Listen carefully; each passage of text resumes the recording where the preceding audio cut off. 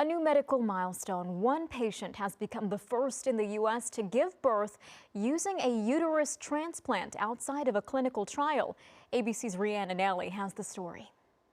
It's a medical milestone in the U.S. For the first time outside a clinical trial, a uterus transplant recipient has delivered a healthy baby. For us, this is what I feel like I knew that I was supposed to do this. When Mallory was a teenager, she learned she was born without a uterus and would never be able to biologically carry a child. My sister's very close, so she'd always said from diagnosis that she was going to be our surrogate for us. And she was, carrying Mallory and Nick's first daughter. From the minute she could talk, she was always asking for a sibling.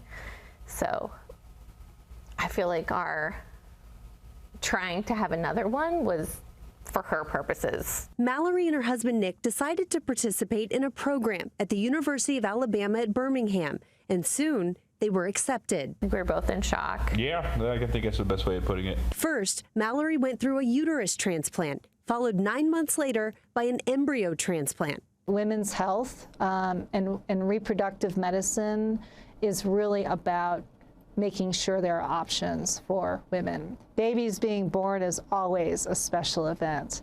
But, and I'm using some strong words here, but I think of these as our miracle babies. I never once thought, like, what if this doesn't work? I knew it would. More than 2 decades after her diagnosis, Mallory defied the odds, giving birth to her son. I got to hold him, and I was just very overwhelmed that he was actually there and he was healthy. Rhianna Nelly, ABC News, New York. Wow, what an incredible story, and hopefully this opens the door for many potential parents out there.